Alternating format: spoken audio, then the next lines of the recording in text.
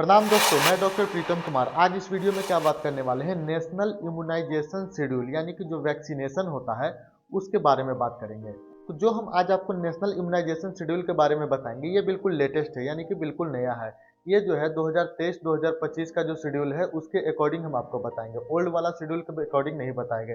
क्योंकि ओल्ड वाले में क्या था कि बहुत सारा चेंजिंग हो गया है, तो नया जो शेड्यूल आया है तो इसमें देखते हैं कि क्या क्या चेंजिंग हुआ है। तो ये जो नेशनल इम्यूनाइजेशन शेड्यूल है तो इसी के अकॉर्डिंग जो भी बच्चा का भी जन्म हुआ है तो इसके अकॉर्डिंग उसको सारा वैक्सीनेशन लगेगा। तो अब यहाँ पे देखते हैं कि जैसे ही बच्चा जन्म ले लेता है तो जन्म लेने के साथ ही उसको 3 वैक्सीन दिया जाता है। तो 3 वैक्सीन कौन है? एक आता है बीसीजी। बीसीजी क्या होता है? उसको जो टीबी का इन्फेक्शन ना हो इसके लिए दिया जाता है। एक होता है ओरल पोलियो वैक्सीन यानी कि ओपीवी। ये क्या दिया होता है? ये जो पोलियो जो वायरस होता है उससे बचने के लिए, यानी कि जिसको लकवा मारता है तो पोलियो वायरस की वजह से होता है, तो इससे बचने के लिए ओपीवी का इंजेक्शन दिया जाता है। और एक क्या होता है? हेपेटाइटिस बी, यानी कि उसको हेपेटाइटिस नामक कोई संक्रमण ना हो इसके लिए उसको दिया जाता है। तो ये जो 3 वैक्सीन है ये तो तुरंत दे दिया जाता है जैसे ही बच्चा जन्म लेता है। तो आगे जानते हैं कि कौन कौन से वीक में कौन कौन सा वैक्सीन दिया जाता है, उसका डोज कितना होता है और कितने बार उसको देना चाहिए। तो वीडियो शुरू करने से पहले हम आपको ये बोलना चाहते हैं कि अगर मेरा वीडियो पहली बार देख रहे हैं, चैनल पे नए हैं, तो प्लीज इस चैनल को सब्सक्राइब कर लीजिएगा, क्योंकि हेल्थ से रिलेटेड सारे टॉपिक यहाँ पे टच होगा और बिल्कुल जेन्युइन तरीके से। लेकिन जो वैक्सीनेशन के बारे में हम आपको बताने वाले हैं तो अभी तो इस वीडियो में बताएंगे कि कौन कौन सा वैक्सीन है, कब कब आपको देना चाहिए। लेकिन हम आगे इससे रिलेटेड जितने सारे वैक्सीन है, बीसीजी हो गया, ओपीवी हो गया, हेपेटाइटिस हो गया और भी अदर तरह का वैक्सीन है, तो कौन सा वैक्सीन कौन सा बीमारी से बचाता है, कितना डोज है, कैसे बना है, क्या होता है, सारा डिटेल वैक्सीनेशन के बारे में हम आप लोग को बता देंगे। चलिए, तो ये जो हम नेशनल इम्यूनाइजेशन शेड्यूल आप लोग को बताने वाले हैं तो ये क्या है, 2023-2025 के बारे में बता रहे हैं, यानी कि लेटेस्ट शेड्यूल है। तो सबसे पहले क्या होता है, जैसे ही बच्चा जन्म लेता है यानी कि एट द बर्थ, उस समय पे क्या होता है कि 3 वैक्सीन उसको लगता है, बीसीजी, ओपीवी और हेपेटाइटिस बी। बीसीजी कहने का मतलब होता है क्या? जो पल्मोनरी टीबी होता है, लंग्स का जो टीबी होता है, तो उससे बचने के लिए बीसीजी का वैक्सीन लगता है। ओपीवी यानी कि ओरल पोलियो वैक्सीन, यानी कि पोलियो से बीमारी जो होता है उससे बचने के लिए ओपीवी का वैक्सीन लगता है। और एक लगता है हेपेटाइटिस बी का, तो ये क्या होता है, जन्म के समय ही लग जाता है। और उसके बाद जो दूसरा वैक्सीन लगता है ये लगता है छठे वीक में। तो छठे वीक में कौन कौन सा वैक्सीन लगता है? डीपीटी यानी कि डिप्थीरिया पर्ट्यूसिस, वूपिंग कफ जिसको खांसते हैं लोग, कफिंग होता है, वूपिंग कफ जो कुत्ते की तरह जो खांसते हैं, उस वैसा अगर बीमारी ना हो जिसके लिए डीपीटी का वैक्सीन लगता है। ओपीवी यानी ओरल पोलियो वैक्सीन, यहाँ पे पहला डोज पड़ेगा। उसके बाद हेपेटाइटिस बी का पहला डोज पड़ेगा। एचआईवी यानी कि हीमोफिलस इन्फ्लुएंजा वायरस, जो हम लोग को इन्फ्लुएंजा की वजह से जो वायरस लगता है, सर्दी जुकाम ये सारा कुछ होने लगता है, तो ये भी बहुत भयंकर रूप ले लेता है। तो इससे बचने के लिए यानी कि हीमोफिलस इन्फ्लुएंजा टाइप बी का वैक्सीन लगता है। उसके साथ रोटा वायरस का वैक्सीन लगता है। रोटा वायरस क्या होता है? जो हम लोग बाहर में कोई भी चीज़ खा लेते हैं तो जिसकी वजह से उल्टी, दस्त इस टाइप का होता है, तो इससे बचने के लिए हम लोग को रोटा वायरस यानी कि RB1 का वैक्सीन लगता है। रोटा वायरस पहला यहाँ पे लगता है।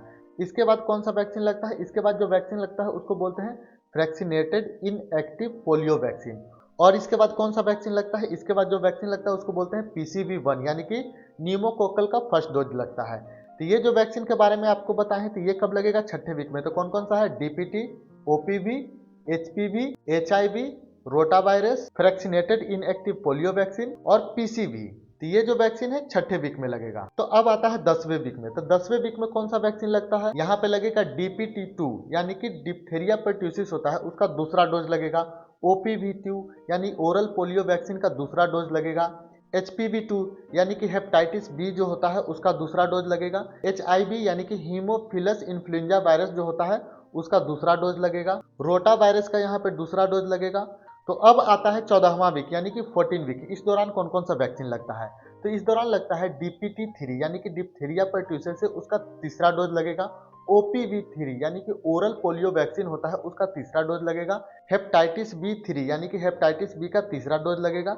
HIV3 यानी कि हीमोफिलस इन्फ्लुएंजा वायरस होता है उसका तीसरा डोज लगेगा। रोटा वायरस का भी तीसरा डोज लगता है। लेकिन यहाँ पे फ्रैक्सीनेटेड इनएक्टिव पोलियो वायरस जो था उसका दूसरा डोज लगेगा। और पीसीवी यानी कि न्यूमोकोकल जो वायरस था उसका दूसरा डोज लगेगा, क्योंकि पहला डोज कब लगा था? 6ठे वीक में, और 10वें वीक में यहाँ पे ये दोनों नहीं लगता है, ये लगता है सीधे 14वें वीक में। तो अब आता है 9 मंथ। तो 9 मंथ में कौन सा वैक्सीन लगेगा? तो 9वें महीने में सबसे पहले वैक्सीन लगेगा एमआर यानी कि मीजल्स और रूबेला, इसका पहला ही डोज पड़ेगा। उसके बाद यहाँ पे देते हैं विटामिन ए। विटामिन ए का कितना देते हैं डोज? 1 लाख इंटरनेशनल यूनियन जो होता है यहाँ पे डोज दिया जाता है। उसके बाद यहाँ पे पड़ता है जेपनीज इंसेफ्लाइटिस जो होता है, एक संक्रमण होता है, उससे बचने के लिए उसका वैक्सीन दिया जाता है, उसका पहला डोज यहाँ पे पड़ता है। उसके बाद वैक्सीनेटेड इन एक्टिव पोलियो वैक्सीन जो होता है उसका तीसरा डोज पड़ेगा, और पीसीवी यानी कि न्यूमोकोकल जो वायरस था उसका यहाँ पे बूस्टर डोज पड़ेगा। यहाँ पे तीसरा डोज इसका नहीं पड़ेगा और ये खत्म हो गया। और एक चीज यहाँ पे हम आप लोग को बताने वाले हैं, जो विटामिन ए का डोज पड़ा था 1 लाख इंटरनेशनल यूनियन, तो यहाँ के बाद क्या होगा कि हर एक 6 महीना पे उसको 2 लाख इंटरनेशनल यूनियन उसको डोज पड़ेगा विटामिन ई का। और ये डोज कब तक पड़ेगा? जब तक कि वो 15 साल के ना हो जाए, यानी कि 9 महीना से लेके हर एक 6 महीना के बाद उसको 2 लाख इंटरनेशनल यूनियन, इसके बाद विटामिन ए का डोज पड़ेगा।